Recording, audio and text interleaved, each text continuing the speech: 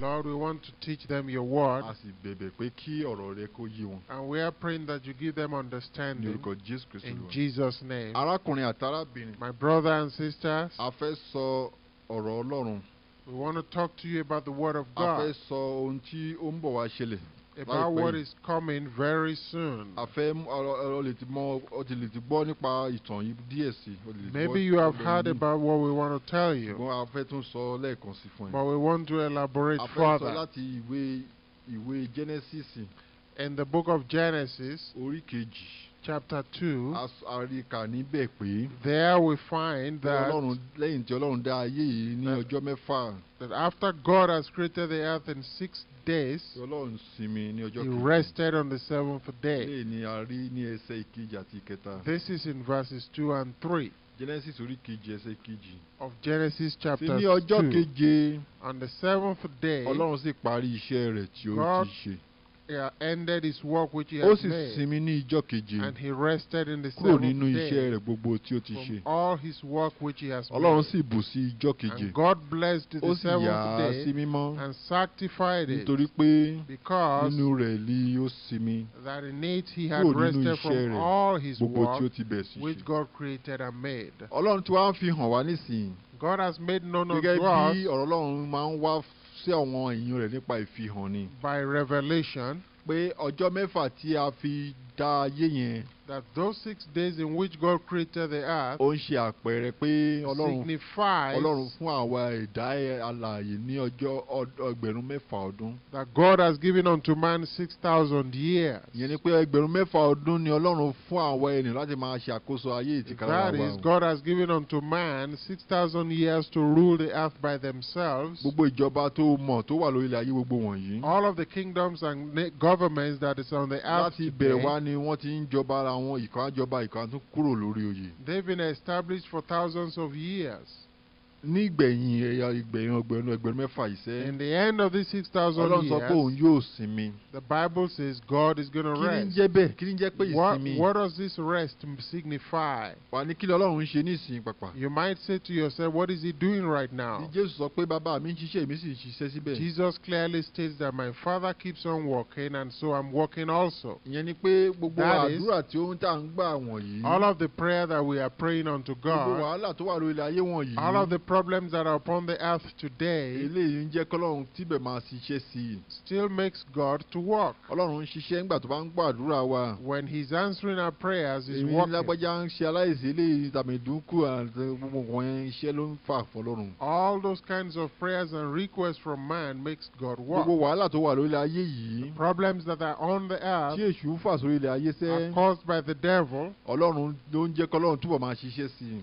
Is also making God to work, Láti máa dáàbò bá àwa tirẹ̀. to protect His own Láti people, máa gbọ́ igbe àwọn aláìní. to answer the cries of the needy, And láti máa gbọ́ àdúrà àwa tá à ń and képe. to answer the prayers of those of us calling Ọlọ́run sọ upon pé òun Him. yóò sinmi ní ọjọ́ But the keje. Bible says God is resting on the seventh Eléyìí day. tó wá ń ṣàpẹẹrẹ fún wa pé. That is signifying unto Gẹ́gẹ́ bí a ti kà us, nínú Bíbélì. as we have read in the Pé Bible, ẹgbẹ̀rún ọdún kan ń bọ̀ níwájú that there yìí. is coming a 1,000-year Pé period, ẹgbẹ̀rún keje. which is the seventh millennium, Eléyìí ni Ọlọ́run sọ pé òun gan ló máa ṣàkóso ayé yìí. in which God is going to be the governor, the ruler of the earth. Gbogbo àwọn ẹ̀mí èṣù tó ń fa wàhálà lórí ayé All of the wọ̀nyí. demon and evil spirits Ọlọ́run causing yóò problem mú of wọn the kúrò earth lórí ilẹ̀. shall be removed from the earth. Ọlọ́run yóò tì wọ́n mọ́ ọ̀gbun kan. They shall be bound in the pit. Èṣù tìkálára ẹ̀ tí í ṣe bàbá wọn. The devil himself, who A is ó their dè leader, mọ́ shall be ọ̀gbun àìnísàlẹ̀. bound in the bottomless pit. Lọ ka eléyìí ní inú ìwé ìfihàn. This is in the book of Revelation, Orí ogún. chapter 20, A kà níbẹ̀. where we have read A máa that. bẹ̀rẹ̀ láti ẹsẹ̀ ìkíní pàpà. I will start from verse 1 of Revelation Láti chapter fi hàn ohun 20. tó ń bọ̀ àṣẹlẹ̀ To láìpẹ́ show yìí. unto you what's coming to pass A kọ soon. pé mo sì rí áńgẹ́lì kan. And I saw an angel tó ń ti ọ̀run sọ̀kalẹ̀. come down from heaven, tó ń ti ọ̀run sọ̀kalẹ̀ wá. come down. Tí òun ti kọ́kọ́rọ́ ọ̀gbun ni. Come down from heaven, having the key of the bottomless pit, Àti ẹ̀wọ̀n ńlá kan wà lé ọwọ́ rẹ̀. and a great chain in his hand. Ó sì di ìkokò náà mú. And he laid hold on the dragon, Ejò àtijọ́ ni. that old Tí í serpent, ṣe èṣù. which is the devil Àti Sátánì. and Satan. ó sì dé ilé and ẹgbẹ̀rún ọdún. bound him 1,000 years, Ó sì gbé e sọ sínú ọ̀gbun náà. and through him cast him into the bottomless pit, Ó sì tì í. and shut him up, Ó sì fi èdìdì dì í and lórí set rẹ̀. a seal upon him, Kí ẹ ó má bàa tan àwọn orílẹ̀-èdè jẹ. that he should deceive the nations no more, Títí ẹgbẹ̀rún ọdún náà yóò fi till pé. the 1,000 years should be fulfilled. Ìyẹn ni pé fún ẹgbẹ̀rún ọdún la ó de èṣù mọ́ ọgbà ìnìsàlẹ̀. That is, the devil shall be bound and shot into the bottomless pit for Gbogbo àwọn 1,000 ẹ̀mí àìsàn years, gbogbo wọ̀nyí náà la ó dè mọ́ including ọ̀run àpáàdì. all the spirits that cause disease and sickness. Wọn ò ní lè yọ àwọn èèyàn lẹ́nu mọ́ fún They shall ẹgbẹ̀rún not ọdún. be able to bother people again. Fún ẹgbẹ̀rún ọdún tá a ló ń bọ̀ For iṣẹ́. 1,000 Ìyẹn years. là ń pè ní ìjọba àlàáfíà tí That's Jésù mú going to bọ̀. be the millennium and reign of peace of Jesus. Jésù Kristi ni yóò wá máa jọba lórí ilẹ̀ And ayé yìí. Jesus shall be the kingdom, the Àti ruler of Jésù the yóò earth. padà lórí ilẹ̀ ayé yìí, yóò wá padà. Jesus is coming back to this Nínú earth. ẹran ara sẹ́ni yóò máa In jọba. flesh he shall rule. Gbogbo ìjọba tó wà lórí ilẹ̀ ayé yìí la ó ti parẹ́. All the governments of this world shall Àwọn be tìkára wọn ni destroyed. yóò gbógun tira wọn. They shall fight against themselves. Ogun àjàkáyé kan ń bọ̀. There's coming another world Tí Bíbélì ti sọ war tẹ́lẹ̀ nípa that the rẹ̀. Bible has prophesied about. Eléyìí ni ó máa ṣẹlẹ̀ láìpẹ́ yìí. It shall happen very soon. Eléyìí la ṣe ń sọ fún ẹ pé kí wọ́n wá tètè wá di ti Jésù. That's what, for these reasons, we are calling you to come and Nítorí accept pé àwọn tó Jesus. bá jẹ́ ti Jésù Kristi. Because them that belong unto Àwọn nìkan Jesus, ni wọ́n ní ìdánilójú. only them have the Pé assurance àwọn yóò wọ ìjọba àlàáfíà that tá they ló ń shall bọ̀ yìí. enter into this new kingdom that Tó is pé coming. ó dá wa lójú pé àwa yóò Because lọ pàdé Jésù. We are confident that we shall meet with Jesus. Jésù kọ́kọ́ máa wá yọ̀rẹ̀ wá mú àwa tiẹ̀ lọ pàdé òun láwọ̀ sánmọ̀. Because he's coming first in secret to take away the people that belong to him in the Bíbélì sọ rapture. pé àwa yóò yí padà lójijì. The Bible says we shall be transformed in a Àwa tá a twinkling bá of wà an lórí ilẹ̀ eye. ayé yìí sẹ́. Those of us who are upon this Tí earth, a ò ní fẹ́, tí a ò ní kú rárá. who shall not die at all, Àwa yóò pẹ̀lú àwọn tí a ó jí dìde nínú Kristi. we shall join up with them that are resurrected in A ó Christ, lọ pàdé Jésù láwọ̀ and we sánmọ̀. shall meet up with the Lord in the air.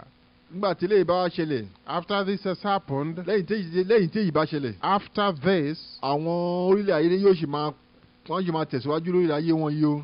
the kingdoms of this world shall still be here, Gbọ́n wọn yóò wá lọ jagun. but they shall fight in a Ìwọ war. náà kún mọ oríṣiríṣi orin ìjà ogun tí wọ́n ti ní lọ́wọ́ Of course, báyìí. you know all the weapons of war that they Gbogbo have right now. bọ́ǹbù ńláńlá tí wọ́n ti ní All lọ́wọ́ kinds of báyìí. nuclear and atomic bombs Tó jẹ́ pé wọ́n ní tó bẹ́ẹ̀ gẹ́gẹ́ pé wọ́n lè fi pa gbogbo ayé yìí rẹ́. by which they can destroy this whole world. Ṣùgbọ́n Bíbélì sọ pé But the Bible says, Jésù sọ pé òun yóò gé ọjọ́ náà kúrú. Jesus says that God will cut off the day short. Jésù sọ pé tí ò bá yẹ pé a gé ọjọ́ náà kúrú ni That if the days were not shortened, yóò sí ẹlẹ́ran ara tí ìbá kù. no lórí ayé man yìí. shall be saved. Ṣùgbọ́n Jésù sọ pé torí àwọn àyànfẹ́ tí wọn yóò sì kù lórí ayé iṣẹ́. But Jesus said, because of the elect Àwọn kan yóò sì wà lórí ayé yìí pàápàá. that shall still be upon the face of this Ọlọ́run ò ní earth, fẹ́ kí wọ́n kú that God does not want them to die títí Jésù yóò fi yọ láwọ̀ until sọ́mọ̀. Jesus comes from heaven.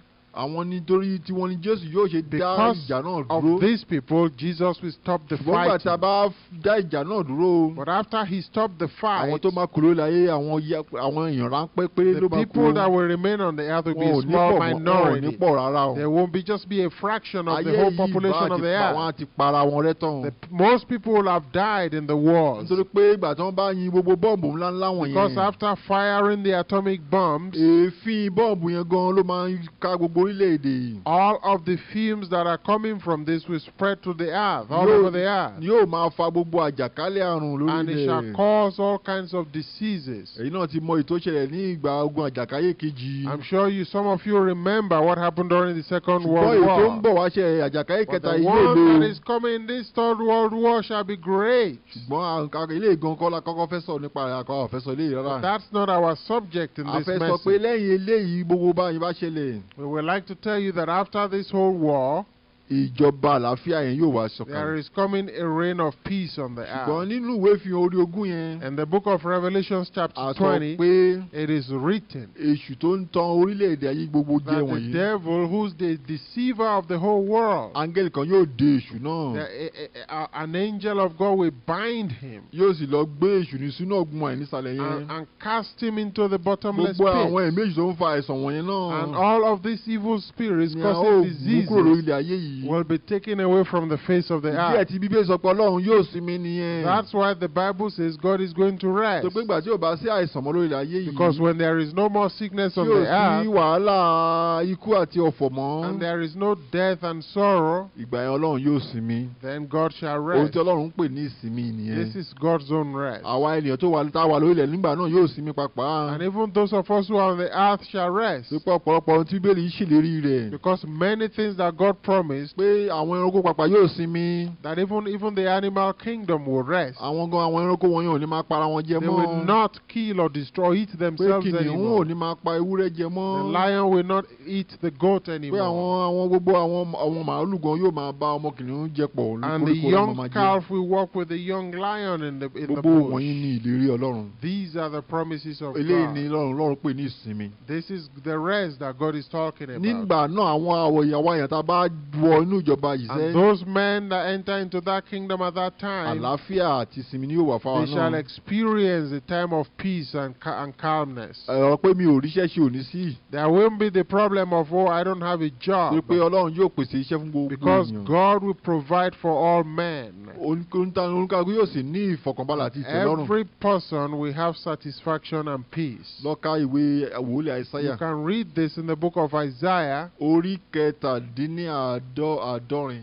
chapter 57, orí kẹrìndínláàádọ́rin. chapter 66, ẹsẹ̀ ìkọkàndínlógún. verse 19. wàá rí kà níbẹ̀.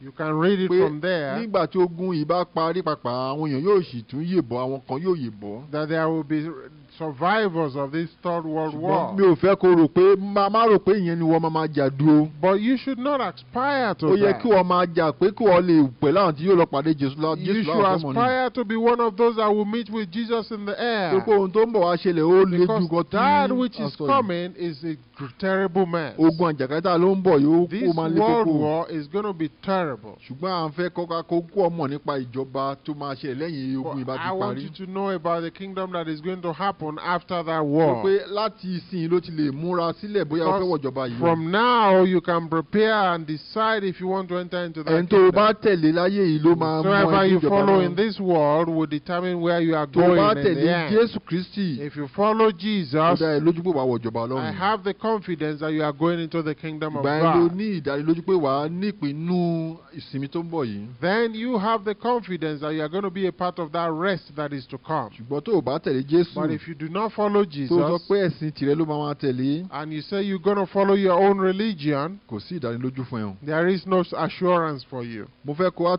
wá tẹ̀síwájú ṣiṣẹ́. Let us go further nípa ìsinmi ta ló ń bọ̀ yìí. regarding this peace that is to come. Bíbélì sọ gbà wá pé The Bible tells us clearly kí ìsinmi náà tó ṣẹlẹ̀ o. that before the peace comes, the ogun rest, àjàkáyé ta ló máa ṣẹlẹ̀ yẹn. this world war that we are telling you about Jerusalem bẹ́ẹ̀ ló ti máa is ṣẹlẹ̀. going to happen in the environs of Jerusalem. ní ìwé wòlíì Sekaraya In the book of the prophet Zechariah, orí kẹrìnlá chapter 14, láti ẹsẹ̀ ìkíní sí dé ìkẹta from verses 1 to 3, lé a ti sọ tẹ́lẹ̀ pé it is written that Ọlọ́run sọ wípé God says, kíyèsí behold, ọjọ́ Olúwa ń bọ̀. the day of the Lord is coming, a ó sì pín ìkógun rẹ̀ láàrin rẹ̀. and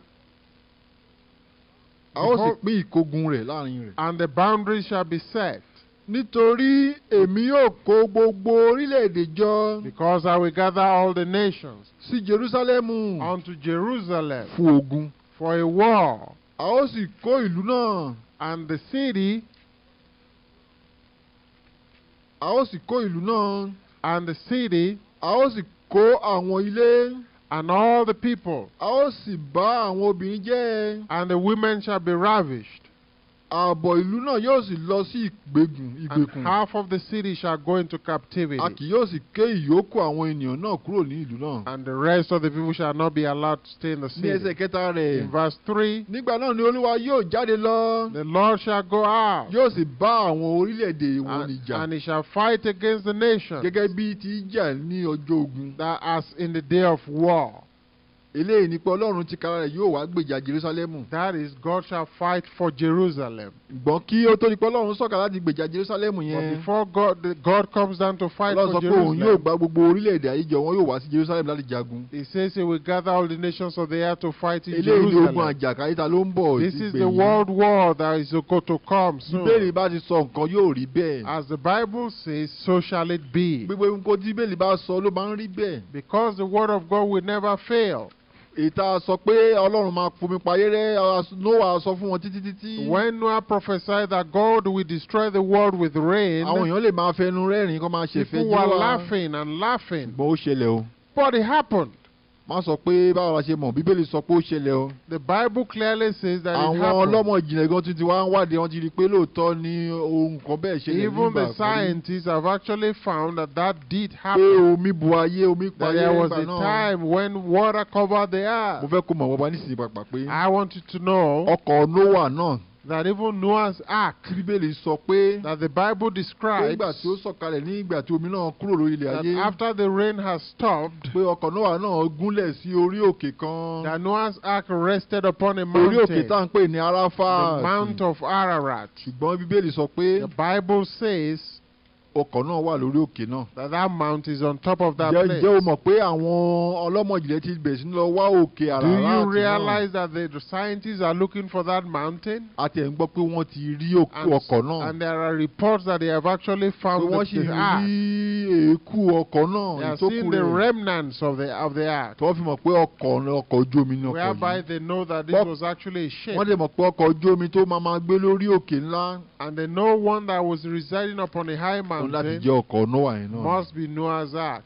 Àní ohun tí Bíbélì sọ gbogbo wọ̀nyẹn ó ṣẹlẹ̀. All that the Bible describes has actually happened. Má jẹ́ kí àwọn èèyàn tàn ẹ́ jẹ o. Don't let anybody A deceive fẹ́ kó you. mọ̀ pé nígbà tí Jésù sọ pé We want you to know that when Jesus says ìsinmi kan ń bọ̀, that there is coming a rest, níbi tí ó yẹ pé Jésù ni yóò máa jọba lórí ayé wherein yìí. Jesus shall rule upon the face of Mọ̀ the pé kí earth. ìsinmi náà tó dé o, But before that a ó happens, ti fẹ́ pa gbogbo ayé yìí rẹ́ rán. the rest of the world will probably have, most of it will have been destroyed. Ó máa ṣẹlẹ̀ o. It will happen. Tó o bá fẹ́ yè bọ́, If you want to be saved, o ní láti wá sínú ọkọ̀ ìgbàlà náà. you must enter into the ark of safety. Ọkọ̀ ìgbàlà ti ìgbẹ̀yìn yìí This sẹ́. ark of safety of the Jésù time, Kristi ni. which is Jesus Kì í Christ. ṣe ẹ̀sìn kankan. It's not any religion. Orúkọ Jésù ni ọkọ̀ ìgbàlà Only náà. the name of Jesus Torí can pé Bíbélì sọ save. pé Because the Bible orúkọ says Ọlọ́run the name of ilé God ìṣọ́nà gíga ni. is a strong tower. Olódodo ń sáwọnú The rẹ̀ ni. righteous runs Wọ́n into á sì it máa rí ìgbàlà. and is safe. Jésù Kristi ni orúkọ náà. And that name is O Jesus láti wá Christ. di ti Jésù And Kristi. you must belong to Ìgbà yẹn ló lè Jesus. ní ìpinnu Then ìjọba ta will ló you ń bọ̀ have a yìí. part in this kingdom that is to come. Ǹjẹ́ tí wọ́n bá wà lórí ilẹ̀ yìí gbà ti Nóà? If you were here in the days of Noah, Bí Nóà ṣe ń máa wàásù bá a ṣe ń wàásù yìí náà ni o. Noah preached just like we are preaching now. Pé ìjọba pé ìgbà tí ayé bá parẹ́ pé òun àtàwọn ọmọ òun ló máa kú àfọkọ̀ yẹn nìkan ló máa gbà wọ́n là. That only those who are in that ark will be saved from the destruction to come. Àwọn èèyàn ń ṣẹ̀fẹ̀. Many people were laughing against it. Ṣùgbọ́n ó di bẹ́ẹ̀ àbí kò rí bẹ́ẹ̀. But it happened. Nígbà tó sì ṣẹlẹ̀ bẹ́ẹ̀ ńkọ́, And after it has happened, gbogbo ayé yìí tí wọ́n bẹ̀rẹ̀ láti ọ̀dọ̀ Nóà ni.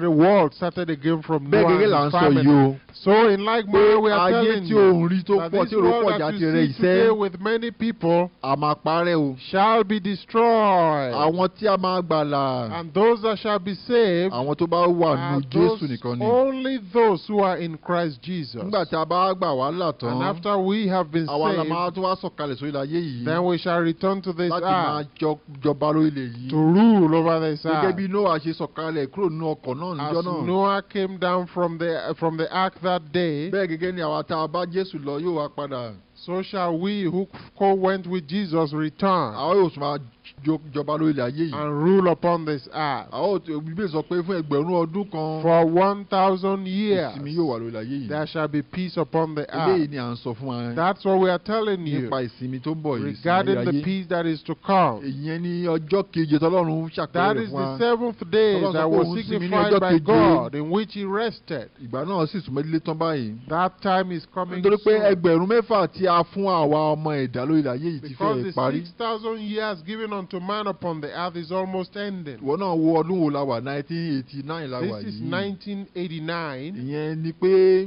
that is ó kù bí ọdún 11 péré. We have just about 11 years. Kí kàlẹ́ndà wa tó sọ fún wa pé before our calendar says pé a ti dé ẹgbẹ̀rún mẹ́fà that we are in the year 2000. Ẹgbẹ̀rún mẹ́fà yóò sì wá parí o. In which 6,000 years would have ended. Jésù Kristi wá sọ fún wa pé but Jesus Christ tells us a máa gé ọjọ́ náà kúrú pàpà. the days shall be shortened. Ìyẹn fi hàn pé that is to tell us that ọdún mélòó tó wà tó kù níwájú yìí sẹ́. that in just about 10 years remaining, ọ̀pọ̀lọpọ̀ nǹkan ló máa ṣẹlẹ̀ o. many things shall happen. Ogun àjàkálẹ̀ ló ń bọ̀ yìí. This world war that we are prophesying about láìpẹ́ yìí ló máa ṣẹlẹ̀ nìyẹn. pretty soon will happen. Jésù Kristi ń padà bọ̀ sẹ́. Jesus Christ is coming soon. láìpẹ́ yìí náà máa ṣẹlẹ̀. very soon that shall happen. láti wá mú àwa tirẹ̀ lọ pàdé rẹ̀ láwọ̀ take away those of us who believe in him to in the ìgbà náà súnmọ́ etílé o. that time is very close. If you do not belong to Jesus, I want you to know and examine yourself. But how can you be saved? I met some people who said they are already building some kind of a place for themselves where they are going to hide when the world war begins. Wherein all of the bombs shall not be able to affect them. Where the fumes of the bomb will not be able to reach them. I like to ask you, how many people can do that? How many people can afford to build such a place for themselves? Let's say even a building can save them. In America, they have built such a chambers for their presidents. That just in case of a world war, that the leaders of government can hide in there. How about the inhabitants of the city? Where are they going to hide themselves? That's why we are preaching unto you now. Run and be saved your soul. Don't think that any city or country can save you. That any head of a religion can save you. Save yourself in Jesus Christ. For only Jesus is salvation. For Jesus can save you from the destruction to come. From the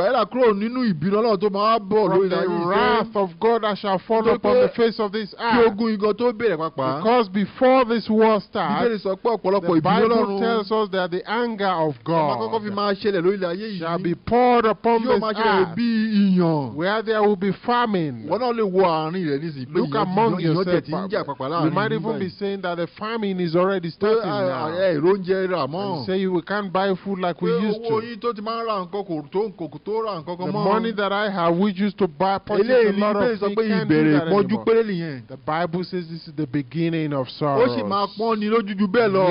shall be harder than this later on. That's why we are telling you that if you come into Jesus, He has a way whereby He will save the righteous in the days of trouble. The Bible says that God has reserved the evil things for the days of evil. That the unrighteous has been hidden and saved for the day of evil. But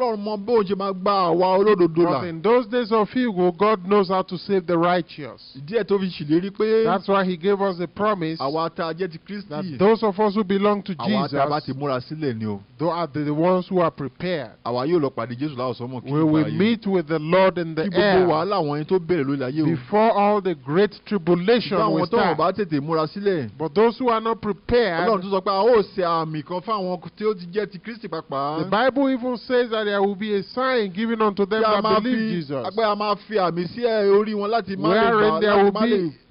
wherein there will be a seal upon their forehead. For the Bible says there was an angel from heaven that told the other 4 angels that are to destroy this world, that do not begin to hurt the earth yet, until the servants of God are sealed. These people who follow Jesus shall be sealed. And even if they miss the rapture, Jesus says they will not be destroyed during the trouble of times. God will protect them. That's not, as good as if you go with Jesus in the rapture. Because when all the troubles come on the earth, and even if you don't have a part in those problems, suppose you can't buy food, you are going to have to manage. But Jesus says that them who belong unto him shall be protected. But some are preparing right now, to whom Jesus has made known, and we are preparing for the rapture, because the time is going close right now. But when all the troubles end, we shall return to the earth, and we shall start a reign of peace, wherein peace shall reign. Do you want to have a part in that reign of peace? Jesus Christ is calling you that you should come, and the door is open right now, that whosoever have ears to hear, let him hear. Whosoever desires, let him come and drink and eat of the tree of life. This is the tree of life, Jesus Christ, that you might enter into this kingdom of God and have this peace and reign of righteousness, wherein mosquitoes will not hurt anymore, wherein there shall be no cries or gnashing of teeth, wherein God himself shall reign, wherein there shall be no disease, wherein there shall be no Satan, wherein there shall be no evil spirits anymore. Jesus is calling you now. Do you want to belong to Jesus? Bow down your head and we shall pray for you. From now on, begin to read the Bible. Look for evangelistic churches. Evangelistic churches where they preach the true word of God. Go there and they shall teach you more. And Jesus will teach you more. Because the truth shall set you free. And after you have learned about these teachings and you believe in them, the Holy Spirit shall come into your heart. And that Holy Spirit is what's going to translate to you, brother, when Jesus shall come. That's why we are telling you that you should believe now. Bow down your head and we shall pray for you. Say in your heart, Jesus Christ my Lord, I believe. I know truly the end of the world is here, and I want to satisfy you. I want to be a part of that kingdom. Come and live in my heart. Don't let me sin anymore. Come and give me your Holy Spirit. Show me the way, that narrow way that is only few find it. Let me find that way tonight, that I may walk in that way. That's the way we are showing you, friends, that you must have Jesus in you. Read the Bible every day and follow after what God wants. Separate yourself from sin, and Jesus will walk with you. Angels will direct you. We will pray for you now. In the name of Jesus, Lord, we pray for our listeners, that they will believe this word. In the name of Jesus Christ, we command that the love of God will enter into their hearts. From today, sin no more. That the Holy Spirit will enter into them, giving them strength to begin to do the will of God and do that which the Bible says. In the name of Jesus Christ, we pray that they might have a part in the kingdom to come. Amen. Write to Evangelist Julius Ade, Gospel Distribution Ministry. If you have access to the internet, our web address is www.gospeldistribution.org. You have to spell that one out, gospeldistribution.org. Gospel distribution is one word. www.gospeldistribution.org. And you can send us email on the internet. Our email address is webmaster@gospeldistribution.org. webmaster@gospeldistribution.org. And you can also read all our literature on the internet freely. God bless you. and we'll see you again next time. In Jesus' name.